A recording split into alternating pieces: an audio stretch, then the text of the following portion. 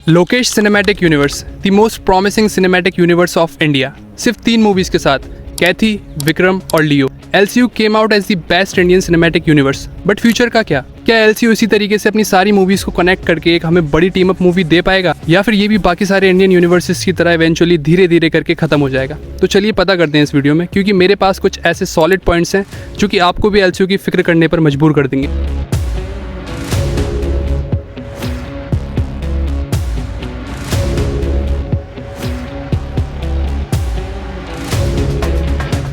सबसे पहले हम बात करते हैं एलसीयू की वर्ल्ड बिल्डिंग, टाइमलाइन और कुछ इंपॉर्टेंट इवेंट्स की। सबसे पहले मूवी आती है कैथी, 2019 में जो बेस है और जो एक रात की स्टोरी है, उसमें हमें 5 इंपॉर्टेंट कैरेक्टर से इंट्रोड्यूस कराया जाता है, जो कि हैं Dilli, Anbu, inspector Bijoy, Napoleon, Stephen Raj. ये कैरेक्टर्स इसलिए इंपॉर्टेंट है क्योंकि एलसीयू की दूसरी मूवी यानी विक्रम कुछ महीने बाद टेक प्लेस करती है कैथी के इवेंट्स के। और इंटरेस्टिंग बात ये है, इंस्पेक्टर बिजोय का कैरेक्टर जो हमें कैथी में देखने को मिलता है, वो हमें दोबारा विक्रम में देखने को मिलता है। और हमें पता लगता है कि जो ड्रग कंटेनर था, उसके इन्वॉल्वमेंट की वजह से इंस्पेक्टर बिजोय की फैमिली को मार दिया जाता है, और इसी वजह से वो कमल हसन की टीम ज्वाइन करते हैं। दोनों मूवीज ड्रग कंटेनर के अराउंड ही इवॉल्व करती हैं। पहली मूवी में अनबू हैंडल करता है ड्रग कंटेनर को, एंड दूसरी मूवी में चंदन हैंडल करता है ड्रग कंटेनर को, जो कि विजय सेतुपति का कैरेक्टर है। लेकिन ये दोनों के कंटेनर नहीं होते हैं, ये कंटेनर होते हैं the real, the big daddy of LCU यानी रोलेक्स।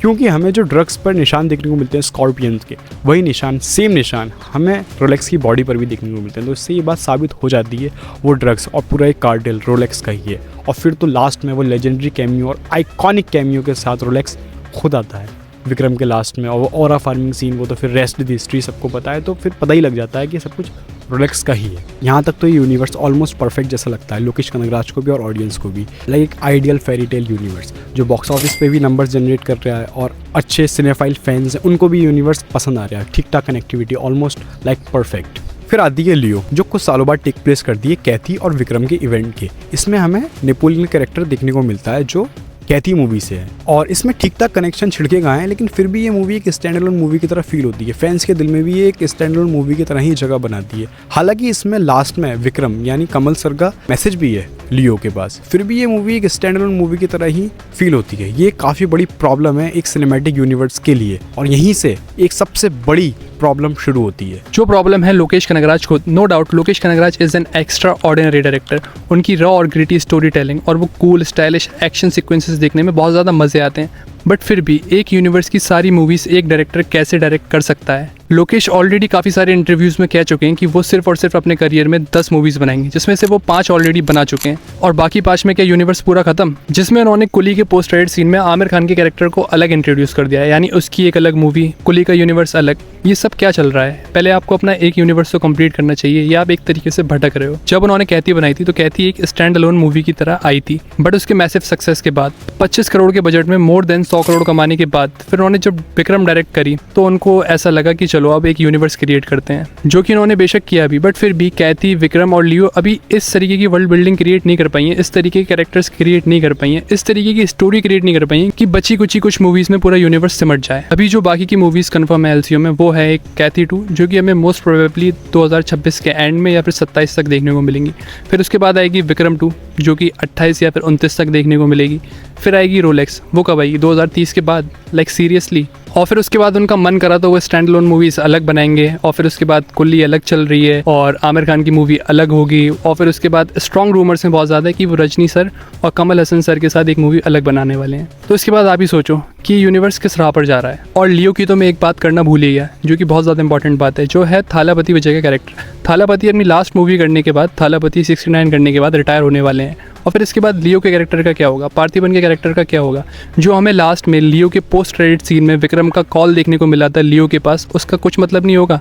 ये मूवी पूरी तरीके से वैनिश हो जाएगी यूनिवर्स में। वो तो अब हमें बाद नहीं पता चलेगा, जिसके लिए हमें शायद सदियों वेट करना पड़े, क्योंकि लोकेश कनगराज को खुद नहीं पता है कि वो क्या बनाना चाहते हैं और किसको कंटिन्यू करना चाहते हैं, किसको स्टॉप करना चाहते हैं। दूसरा पॉइंट है स्टार्स। जी हाँ, एलसीयू के अंदर चुन चुन के स्टार्स को कास्ट करा गया है, जो कि बहुत बड़ी बात है अपने आप में। इतनी हैवी कास्टिंग पुल कर लेना, like Kamal Haasan, Fahadh Faasil, Thalapathy Vijay, Vijay Sethupathi and Suriya card थी। लेकिन तलापति विजय को हम साइड हटा देते हैं क्योंकि वो ऑलमोस्ट रिटायर हो चुके हैं, उनकी लास्ट मूवी आनी है, फिर उसके बाद मूवी नहीं करेंगे। और सबसे बड़ी प्रॉब्लम अब आती है इन स्टार्स को लेकर, वो है फैंडम को मैनेज करना।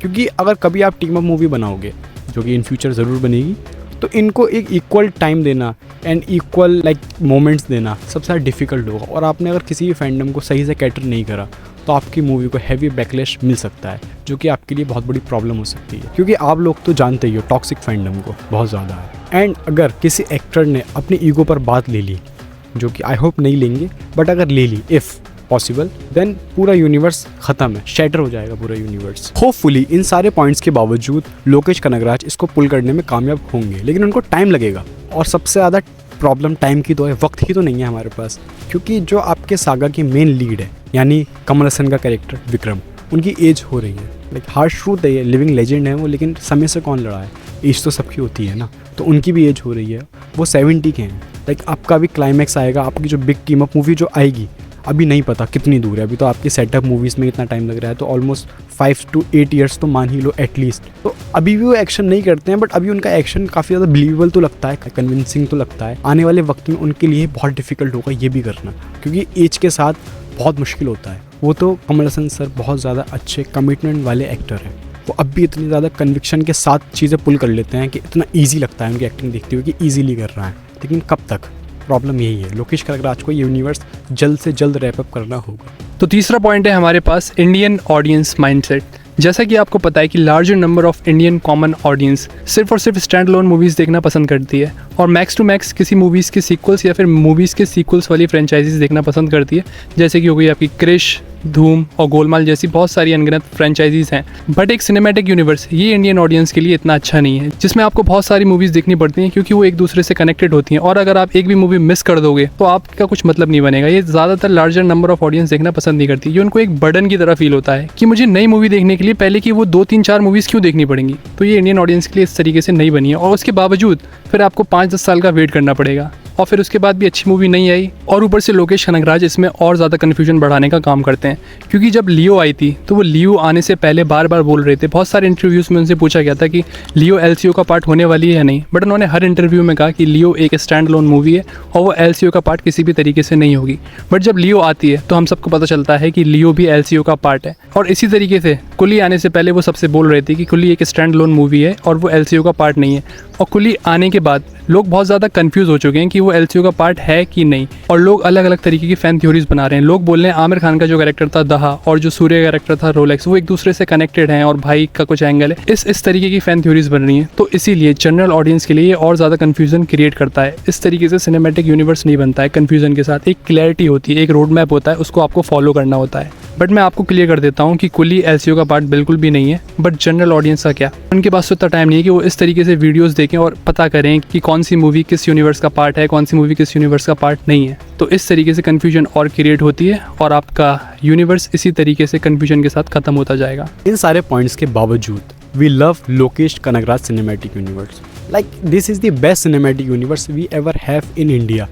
बहुत अच्छा सिनेमैटिक यूनिवर्स बनाया है लोकेश कनगराज ने, और अब भी मैं बहुत ज़्यादा होपफुल हूँ इस यूनिवर्स के फ्यूचर को लेकर, क्योंकि लोकेश कनगराज एक एक्स्ट्रा ऑर्डिनरी टैलेंट के साथ पैदा हुए हैं, ऐसा लगता है। He is brilliant director. But in सारे पॉइंट के बाद फिक्र तो होती है ना, थोड़ी चिंता तो होती है ना, कहाँ हम हॉलीवुड लेवल चीज़ें डिलीवर कर सकते थे, वो पोटेंशियल थोड़ा सा तो हिला है ना, डगमगाया है। तो बताइए आप कमेंट्स में कैसा आपको लगा, इस पॉइंट से आप एग्री करें, डिसएग्री करें, आप मानते हो या नहीं मानते हो हमारे पॉइंट्स के बारे में। आप जैसा भी लगे, क्रिटिसाइज़ करना हो, बुराई करनी हो, तारीफ़ करनी हो, कमेंट्स खुले हुए हैं, हम हर एक कमेंट का पर्सनली रिप्लाई करेंगे।